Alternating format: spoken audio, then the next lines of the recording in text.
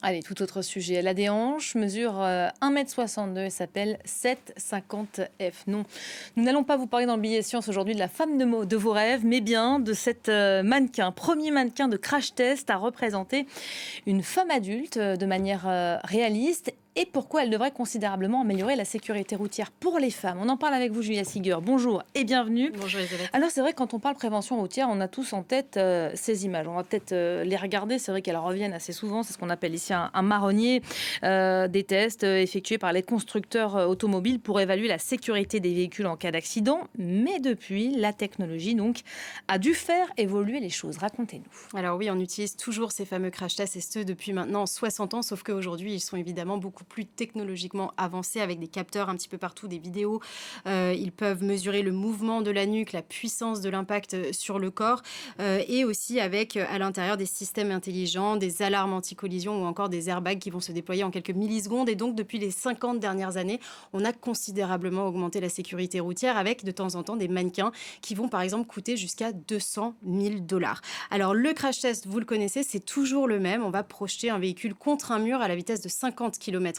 Alors, pourquoi 50 km/h? Parce que, en fait, avant un impact, on a tendance à ralentir et donc à heurter l'obstacle à cette vitesse-là. Et puis, de toute façon, au-delà de 50 km/h, malheureusement, eh bien, nos organes, à cause de l'inertie, ne peuvent pas résister et ils se déchirent. Alors, on utilise aussi des mannequins qui sont des répliques humaines en taille réelle, vraiment des humains et qui vont vraiment essayer de simuler notre comportement. Alors aussi, et de manière très frugale cette fois-ci, on va utiliser de la peinture qu'on va appliquer sur les différentes parties du corps du mannequin. Vous allez le voir ici.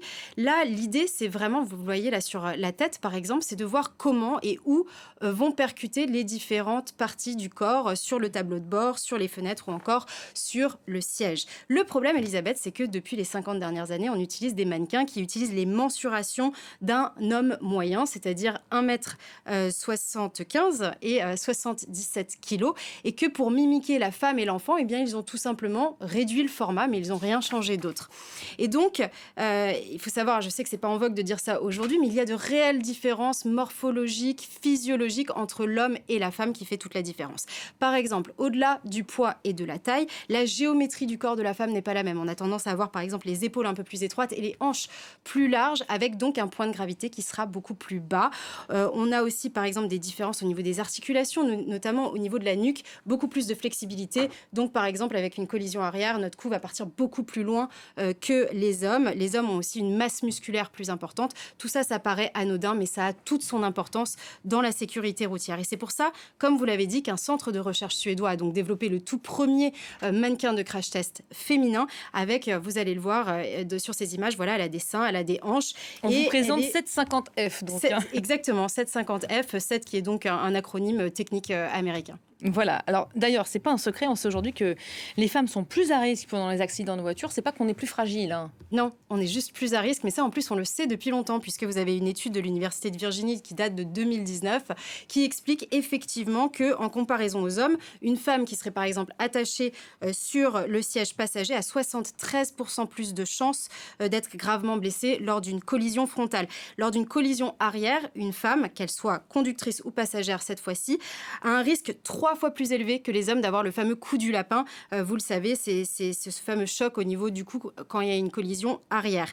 L'étude souligne aussi que les femmes ont 2 fois plus de chances de garder en fait une invalidité permanente à la suite d'un choc. Alors pourquoi?